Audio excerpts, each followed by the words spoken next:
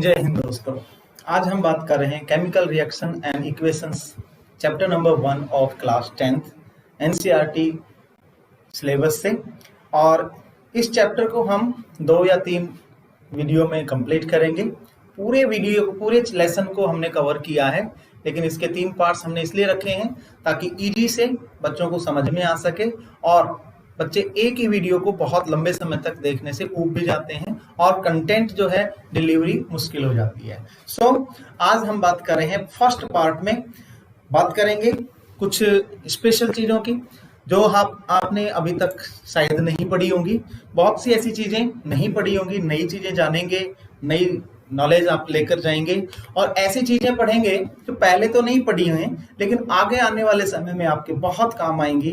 अगर आप साइंस के साथ जुड़े रहते हैं, साइंस के साथ रहते हैं या दूसरे स्ट्रीम में भी जाते हैं तो भी ये जो चीज़ें हैं ये बहुत इंपॉर्टेंट होने वाली हैं। तो शुरुआत करते हैं इस वीडियो की।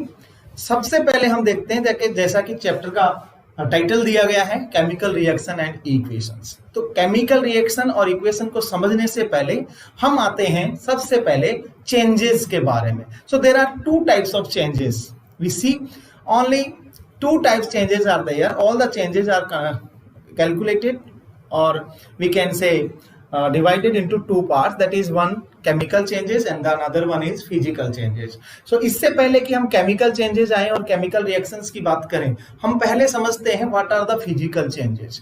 Physical change जो हैं वो उनसे क्या होता है, किस तरह से physical change हो रहे हैं, उनको समझने के लिए हम चलते हैं आगे। देखिए physical changes जो हैं वो characteristics हैं।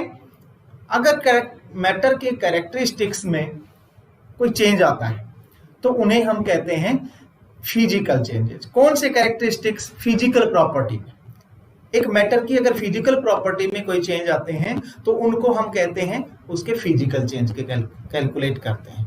अब फिजिकल चेंजेस कौन कौन से हो सकते हैं? फिजिकल चेंजेस हो सकते हैं shape, size, density, colour, hardness, melting point and boiling point. इसके अलावा इलेक्ट्रिसिटी को कंडक्ट करने की कैपेसिटी। ये सभी जो हैं फिजिकल चेंजेस के अंतर्गत हम पढ़ते हैं। ठीक है, इससे अब देखते हैं कि केमिकल चेंज क्या होते हैं। तो केमिकल चेंज में क्या होगा कि जो सब्सटेंस है उस सब्सटेंस में केमिकल चेंज होने पर उसमें एक या एक से ज्यादा नए सब्सटेंस का फॉर्मेशन होता है। केमिकल चेंज में हमेशा केमिकल चेंज के बाद में एक नए सब्सटेंस का फॉर्मेशन होता है, लेकिन फिजिकल चेंज में जरूरी नहीं है कि नया सब्सटेंस हो। नया सब्सटेंस नहीं बनता है फिजिकल चेंज में, लेकिन केमिकल चेंज में नया सब्सटेंस बनता है। एग्जाम्पल हम यहाँ पे केमिकल चेंज का देखें कि अगर आयरन की हम या कहें आयरन जो है, आयरन की रिएक्शन जब हम कॉपर सल्फेट सॉल्यूशन के साथ में करवाते हैं तो आयरन सल्फेट बनता है और कॉपर सल्फेट सेपरेट हो जाता है। तो ये जो रिएक्शन है यहाँ पर ये एक केमिकल चेंज की रिएक्शन है। इसमें कॉपर सल्फेट जो है जब आयरन के साथ में रिएक्शन करता है तो 2 सब्सटेंस यहाँ पर बनते हैं, एक फेरस सल्फेट और एक कॉपर। तो यहाँ फिजिकल चेंज की बातें हमने की, केमिकल चेंज की बातें हमने की। इसके अलावा अगर हम देखें फिजिकल चेंज को और अगर वाइड रेंज में हम समझना चाहें तो इसमें क्या होगा? Change in colour, change in state होता है, but no new substance is formed. In a physical change there is no new substance is formed. There is a change in colour in state of the matter but there is no new substance is form. For example अगर हम बात करें water की, तो water has 3 forms of state. One is solid, liquid and gaseous state. All the 3 states are having same chemical properties, but the physical properties are changed. Here you see the ice is in solid state, water is in liquid state and water vapor is in a gaseous state. So these are the physical changes in which the chemical properties remains same. अगर हम water से होने वाली reaction को ice से water लें या water vapour से लें या लिक्विड वाटर हम लें तो जो वाटर से होने वाली रिएक्शन है वहां जहां वाटर की जरूरत है वो उतना ही काम करती है और उसी तरह का उसका केमिकल कंपोजिशन होता है। There is no chemical change in physical changes. अब बात हम करते हैं जो आयरन और कॉपर सल्फेट का हमने डिस्कस किया, एग्जाम में कई बार इसका पूछता है कि जब आयरन नेल को कॉपर सल्फेट सॉल्यूशन में डाला जाता है तो उसका कलर चेंज क्यों होता है, या उसका कलर, उसमें क्या चेंजेस आते हैं। इस तरह से क्वेश्चन इसमें बनते हैं। बहुत बार ऐसा पिछले जो क्वेश्चन पेपर्स हम उठाकर देखते हैं तो बहुत सारे ऐसे चेंजेस हमें, ऐसे क्वेश्चंस हमें देखने को मिलते हैं। तो यहाँ हो क्या रहा है, एक्चुअली यहाँ पर केमिकल रिएक्शन हो रही है और ये केमिकल रिएक्शन है सब्स्टिट्यूशन वाली, और हम इसे एक और नाम से जानते हैं, आप कमेंट करके बता सकते हैं वो उस नाम का क्या है। ठीक है, उसको बोलते हैं हम डिस्प्लेसमेंट रिएक्शन।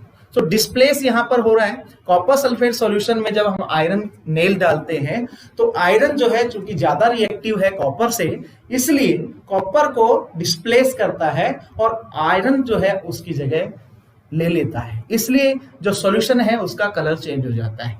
पहले जो सॉल्यूशन है उसका कलर रहता है ब्लूइश और बाद में उसका ग्रीन ब्लूइश कलर उसका चेंज हो जाता है। ठीक है, और थोड़ा सा brownish blue colour, green colour का लेकर आते हैं।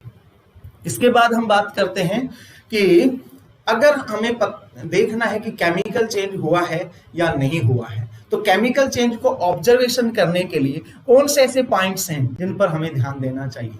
तो केमिकल रिएक्शन को डिटरमाइन करने के लिए नीचे दिए गए जो ऑब्जर्वेशंस हैं इनके बेस पर हम डिसाइड कर सकते हैं कि केमिकल चेंज हुआ है या नहीं हुआ है। सबसे पहले देखते हैं कि evolution of gas is taking place or not. Evolution means gas is coming out from that reaction or not. अगर कोई गैस इस सॉल्यूशन से, इस रिएक्शन से अगर कोई गैस इवॉल्व हो रही है, it means that is a chemical reaction. Second thing हम देखेंगे कि जैसे ही हम दो सब्सटेंस के रिएक्ट करवा रहे हैं और अगर सॉल्यूशन में या दोनों सब्सटेंस के टेम्परेचर में किसी प्रकार का चेंज आता है, टेम्परेचर में चेंज दो टाइप से हो सकता है, इट में इंक्रीज और इट में डिक्रीज। अगर सॉल्यूशन के टेम्परेचर में इंक्रीज हमें देखने को मिलता है तो उसको हम बोलते हैं एक्सोथर्मिक रिएक्शन। एक्सोथर्मिक, एग्जिट मतलब जहां थर्म जो है, टेम्परेचर जो है एग्जिट हो रहा है, वहां पर एक्सोथर्मिक रिएक्शन कहते हैं। अगर रिएक्शन में सॉल्यूशन का या रिएक्टेंट्स का जो टेम्परेचर है वो डाउन होता है, it means that is endothermic reaction. It means यहाँ टेम्परेचर जो है इनसाइड एब्जॉर्ब किया जा रहा है। तो इस तरह से टेम्परेचर के बेस पर हम ऑब्जर्व कर सकते हैं कि कोई केमिकल रिएक्शन हो रही है या नहीं हो रही है। थर्ड थिंग हम देख सकते हैं फॉर्मेशन ऑफ ए प्रेसिपिटेट। अगर कोई केमिकल रिएक्शन हो रही है, इट मींस वहां रिएक्शन के बाद एक प्रेसिपिटेट बनेगा। प्रेसिपिटेट को हम कैसे समझ सकते हैं कि ऐसा सॉल्यूशन जो उसमें डिजोल्व नहीं हो और एक अलग अपना हेटेरो रूप लेकर रहे, उसको बोलेंगे हम प्रेसिपिटेट। ठीक है, सो केमिकल रिएक्शन में एक प्रेसिपिटेट भी बन सकता है। नेक्स्ट, और क्या चेंज देख सकते हैं हम, चेंज इन कलर। अगर केमिकल रिएक्शन में, अगर किसी रिएक्शन में रिएक्टेंट्स का कलर चेंज हो रहा है, it means there is a chemical reaction taking place. इसके अलावा एक और चीज देख सकते हैं, change of state. Change of state actually वैसे फिजिकल स्टेट, फिजिकल चेंज में भी होती है, लेकिन केमिकल चेंजेस में भी स्टेट का चेंजिंग वहां पर रहता है। फॉर एग्जाम्पल, अगर हाइड्रोजन गैस और ऑक्सीजन गैस दोनों को जब मिलाकर वाटर मॉलिक्यूल का फॉर्मेशन किया जाता है, सो नया वहां पर स्टेट मिलती है हमें देखने को, दैट इज लिक्विड। वाटर जो है लिक्विड फॉर्म में हमें देखने को मिलता है। इसी प्रकार के और कुछ एग्जाम्पल भी हो सकते हैं। अब देखते हैं, हम बात करते हैं केमिकल रिएक्शंस की। तो chemical reaction are the chemical changes in which जो रिएक्टेंट्स हैं that transform themselves into products by making और breaking the bonds between different atoms. तो द केमिकल रिएक्शन में जो है कोई भी केमिकल रिएक्शन अगर होती है तो वहां रिएक्टेंट जो है आपस में रिएक्ट करके एक नया प्रोडक्ट बनाते हैं, और नए प्रोडक्ट बनाने में दोनों के बीच का जो बॉन्डिंग है वो बॉन्डिंग ब्रेक होती है या नए बॉन्ड्स का फॉर्मेशन वहां पर देखने को मिलता है। अब अगर हम बात करें तो टाइप्स ऑफ केमिकल रिएक्शंस की, तो देखो chemical reactions there are many types of chemical reaction, and out of these some are as below. You see here in the first some few examples are given in your class 10th. कुछ examples he type of chemical reactions के हमारे यहाँ दे रखे हैं। तो उनमें है, सबसे पहले देखिए आप, कॉम्बिनेशन रिएक्शन है, second is decomposition reaction, third is single displacement और इसको हम कह सकते हैं displacement reaction, then that is double displacement reaction, then it comes redox reaction, then endothermic and exothermic जो टेम्परेचर के बेस पे हमने अभी बात की। इसके अलावा प्रेसिपिटेट रिएक्शन होगी और इसके होगा एक अलावा होगी न्यूट्रलाइजेशन रिएक्शन। तो ये different types of chemical reactions को हम इस चैप्टर में डिस्कस करेंगे। हालांकि इस वीडियो में हम टाइप ऑफ रिएक्शंस को डिस्कस नहीं करेंगे, उससे पहले बहुत सी जो चीजें हैं जो जाननी हमारे लिए जरूरी हैं, पहले उनको हम डिस्कस करेंगे और स्टेप बाय स्टेप आगे की तरफ हम बढ़ेंगे। तो पहले कुछ इजी चीजें जो हमें समझनी है, पहले उनके बारे में जानकारी लेते हैं। सबसे पहली chemical reaction and chemical equation. अब यहां देखिए क्या डेफिनेशन फर्क है। केमिकल रिएक्शन और केमिकल इक्वेशन दोनों डिफरेंट वर्ड्स हैं, रिएक्शन और इक्वेशन। यहां पर जो वर्ड इक्वेशन आया है, इसका मतलब है कि जब केमिकल रिएक्शन में पार्टिसिपेट करने वाले जो कंपोनेंट्स हैं, रिएक्टेंट्स हैं, उनको सिंबल्स के थ्रू या केमिकल फॉर्मूला के थ्रू जब हम एक्सप्रेस करते हैं या लिखते हैं, तो उसी फॉर्मेशन को जो एक नया स्ट्रक्चर बनता है हमारे सामने, उसी का नाम है केमिकल इक्वेशन। ठीक है, तो इससे हेल्प हमें मिलती है कि रिएक्टेंट को इजीली आइडेंटिफाई कर पाए और प्रोडक्ट्स को भी आइडेंटिफाई इजीली कर पाए। किसी केमिकल रिएक्शन में कौन रिएक्टेंट्स हैं और प्रोडक्ट कौन कौन से हैं, इसको हम केमिकल इक्वेशन के थ्रू बहुत इजी से, सिंपल तरीके से और शॉर्ट में एक्सप्रेस कर सकते हैं। सो इसका बड़ा इंपॉर्टेंस है। फॉर एग्जाम्पल यहाँ पे देखिए, सोडियम प्लस क्लोरीन, अगर हम रिएक्ट करवाते हैं सोडियम को क्लोरीन के साथ में, then we get sodium chloride.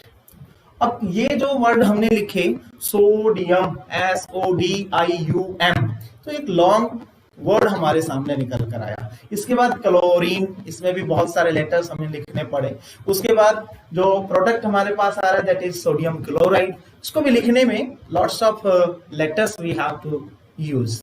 इसको शॉर्ट तरीके से सिंबल्स के थ्रू एक्सप्रेस करने की जो मेथड है, जो स्टाइल है, उसी का नाम है इक्वेशन। चलो देखते हैं यहां पर। सबसे पहले सिंबल्स के बारे में हम देखते हैं।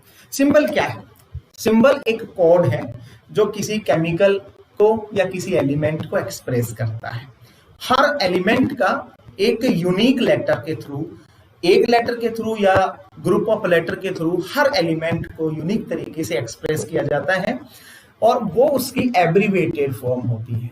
ठीक है, तो इस सिंबल के थ्रू किसी लेटर को एक्सप्रेस किया जाता है, वो उनके एब्रीवेटेड फॉर्म के थ्रू होती है। उसके बाद बात करते हैं हम वैलेंसी की। तो वैलेंसी क्या है? Valency is the combining capacity of atom. एक एटम या एक एलिमेंट कितने दूसरे एलिमेंट के साथ में कंबाइन हो सकता है, ये डिपेंड करती है उसकी वैलेंसी के ऊपर। वैलेंसी, इसको हमने क्लास 9th में भी पढ़ा है। वैलेंसी क्या है? आउटर मोस्ट शेल में कितने इलेक्ट्रॉन है और उन इलेक्ट्रॉन से ऑक्टेट फॉर्मेशन में हमें इलेक्ट्रॉन को लेने की जरूरत है या निकालने की जरूरत है, that is the combining capacity of element. तो इससे डिसाइड होती है किसी एलिमेंट की कंबाइनिंग कैपेसिटी कितनी होगी। फॉर एग्जांपल अगर हम बात करें सोडियम की, सोडियम का जो कन्फिग्रेशन होता है, इलेक्ट्रॉनिक कन्फिग्रेशन होता है, that is 281। Okay, so this 281 में जो लास्ट का वन लेटर जो हम लिख रहे हैं, लास्ट का वन इलेक्ट्रॉन जो है वो बॉन्डिंग में पार्टिसिपेट करता है और इसलिए इसकी वैलेंसी 1 होती है। नेक्स्ट कमिंग जो एलिमेंट्स हैं उनकी पहले इंक्रीज होगी और उसके बाद ये डिक्रीज होती चली जाती है। तो वैलेंसी आप, आई होप आपको समझ में आई होगी, क्लास 9th में हमने देखा है। अगर आपको वैलेंसी से रिलेटेड कोई डाउट है तो आप क्लास 9th के जो वीडियो डाल रखे हैं, आपको कमेंट बॉक्स में, इसमें डिस्क्रिप्शन बॉक्स में आपको उसका लिंक मिल जाएगा, आप वहां पर देख सकते हैं। इसके बाद आगे बढ़ते हैं और बात करते हैं केमिकल इक्वेशन को लिखने का तरीका। How to write a chemical equation. तो केमिकल इक्वेशन को या केमिकल रिएक्शन को रिप्रेजेंट करने का जो तरीका है उसी को हम कहते हैं केमिकल इक्वेशन।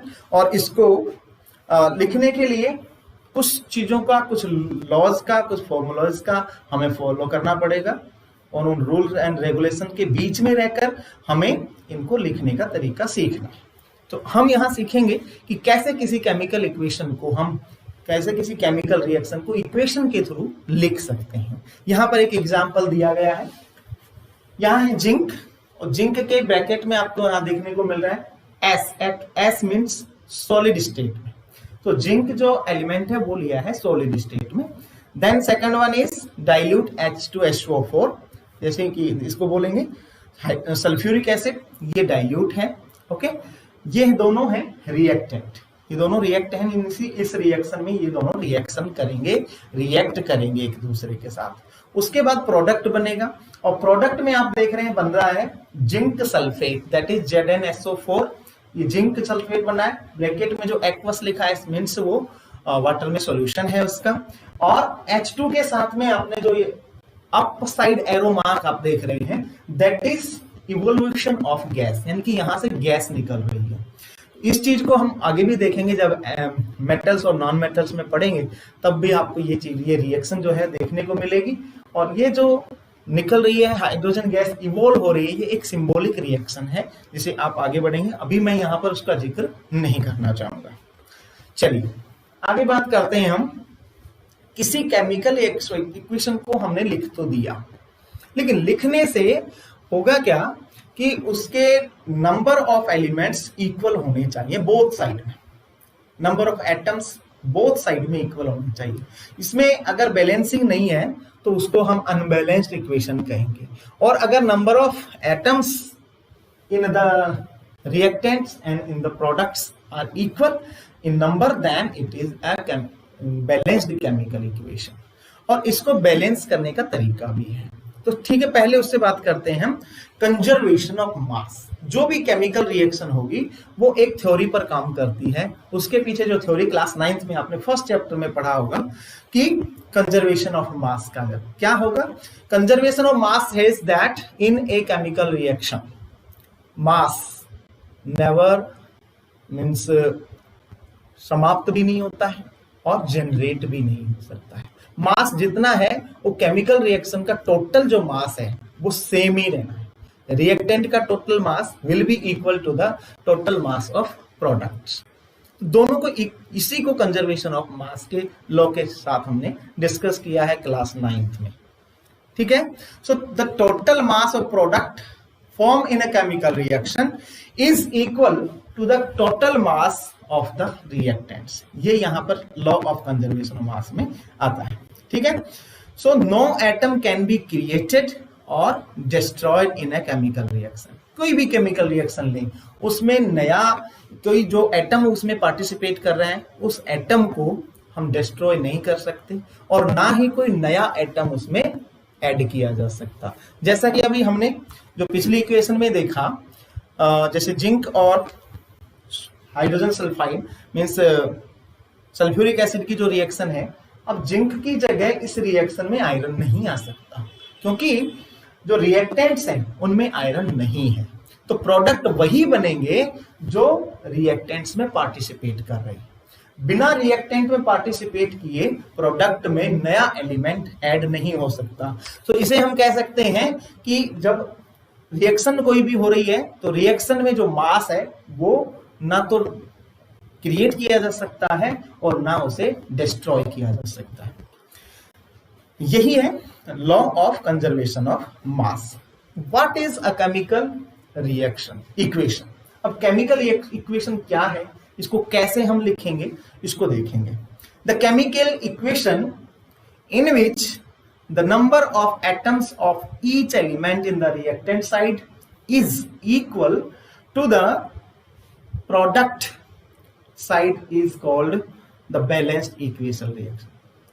मीन्स हम पहले बात कर चुके हैं कि केमिकल इक्वेशन को अगर बैलेंस्ड इक्वेशन हमें कहना है, it means the total number of reactants, atom में जितने रिएक्टेंट में जितने एटम पार्टिसिपेट करें, number of atom must be equal to the number of atom in the product.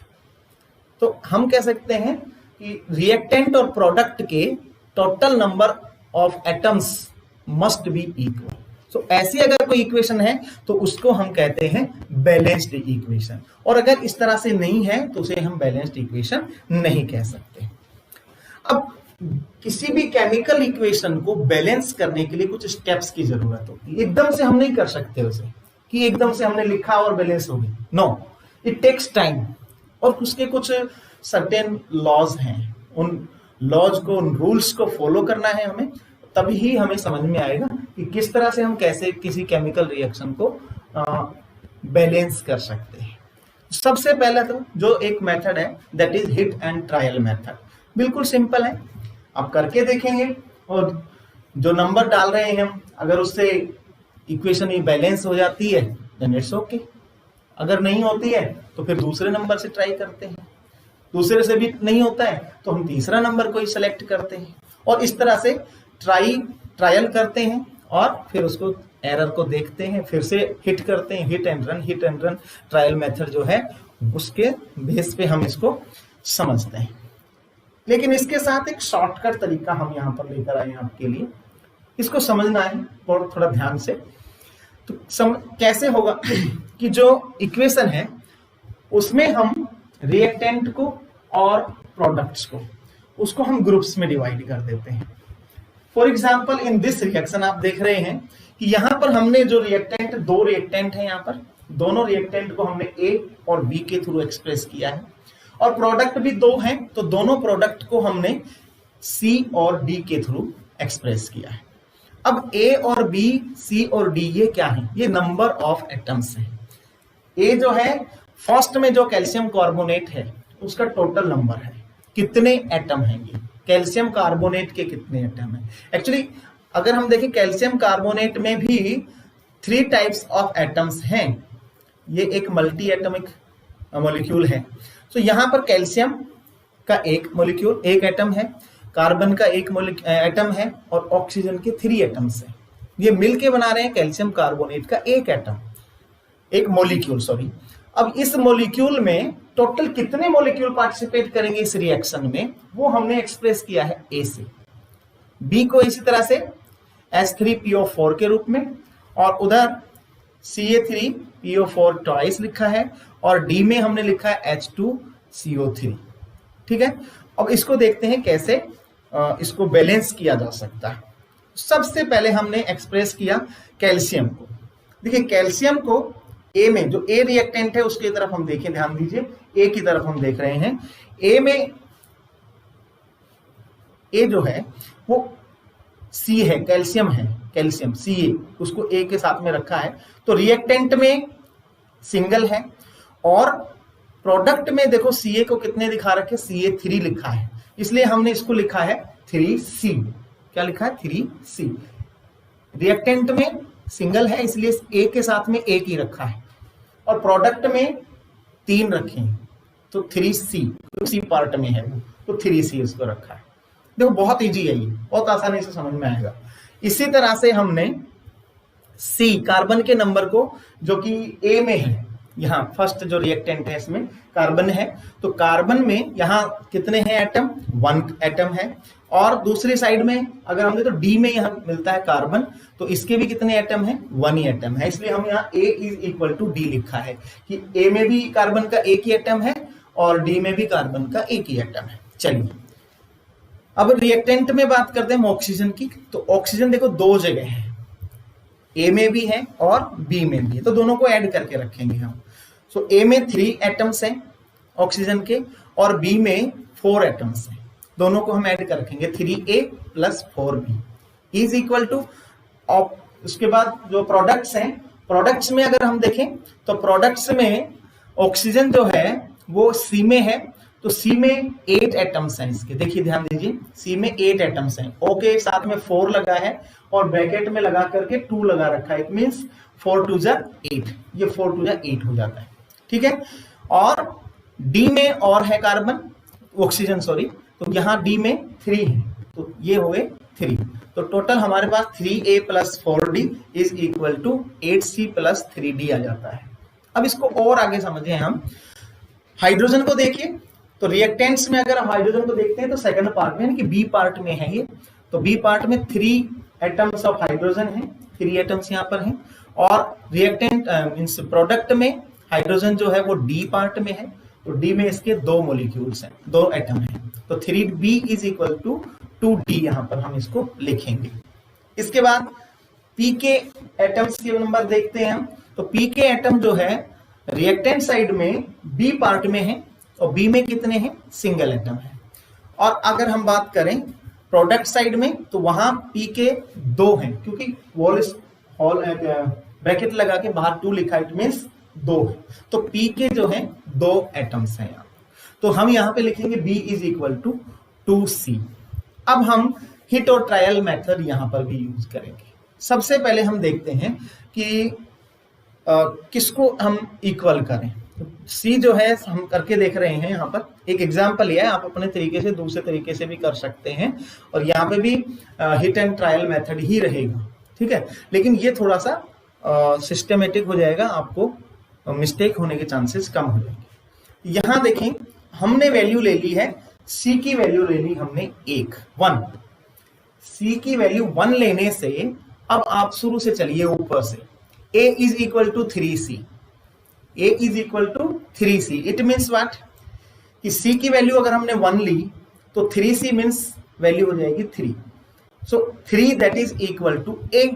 सो यहां हम A की जगह रखेंगे 3 को रख देंगे, यहाँ पर A की जगह रखेंगे 3, तो हमारी जो रिएक्शन बनेगी वो 3 शुरू में लग जाएगा, A की जगह लिख देंगे हम 3, A को रिप्लेस कर देंगे, 3 लिखेंगे। उसके बाद बात करते हैं हम A की वैल्यू आ गई है। अब C का डायरेक्ट D के साथ कांटेक्ट नहीं है, लेकिन A का डायरेक्ट कांटेक्ट है। आप देखिए C के साथ में A is equal to D, ये कार्बन के नंबर आ रहे हैं, तो D जहां पर है, D पर हम A और D के जो वैल्यू है वो 3 है, तो D की जगह भी हम क्या लिखेंगे, 3 लिख देंगे, D की जगह भी 3 लिख देंगे, तो ये दोनों इक्वल हो गया। अब हमारे A और D का काम खत्म हो गया, बच गया हमारा B और C की तो वैल्यू हमने पहले ही रख दी है, तो B की वैल्यू और निकालते हैं। तो B की वैल्यू निकालने के लिए देखिए कि B जो है, यहां आप देखेंगे तो B जो है इक्वल टू 2C है, B की वैल्यू क्या है, 2 कार्बन के बराबर, यानी 2C के, sorry carbon not, that is C, तो 2C के मतलब 1C की वैल्यू 1, 2C की वैल्यू 2 हो जाएगी, तो B will be equal to 2। तो जहां B लिखा है हमने वहां पर हम लिखेंगे 2, तो ये इस तरह से हमारी जो रिएक्शन है वो कंप्लीट हो जाएगी।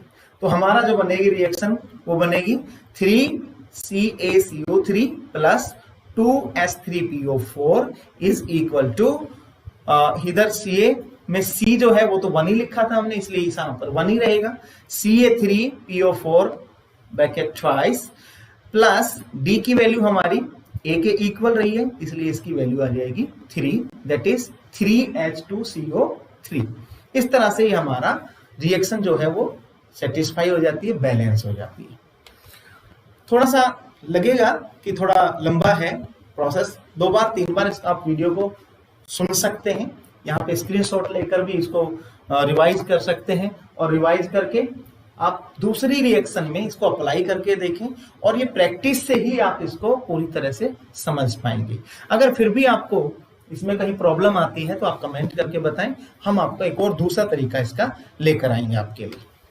इसके बाद बात करते हैं हम केमिकल रिएक्शन और इक्वेशंस के पार्ट 2 में। यहाँ ये दूसरे वीडियो का पार्ट है, यहाँ हम टाइप ऑफ केमिकल रिएक्शंस के बारे में डिस्कस करेंगे। ये केमिकल रिएक्शंस जो आप देख रहे हैं, इनको एक वीडियो में चूंकि इतनी सारी रिएक्शंस को डिस्कस करने से वीडियो जो है बहुत लंबा हो जाता है, इसलिए हम चाहते हैं छोटे छोटे वीडियो से आप आसानी से इनको देख सकें और ज्यादा से ज्यादा फायदा उठा सकें। इसी के साथ इस चैप्टर में आज हम इतनी ही बातें कर रहे हैं। आई होप आपको समझ में आया होगा, और अगर आपको अच्छा लगता है तो आप चैनल को सब्सक्राइब करें और अपने दोस्तों को भी बताएं ताकि वो भी फायदा उठा सकें। इसी के साथ थैंक यू, जय हिंद, जय भारत।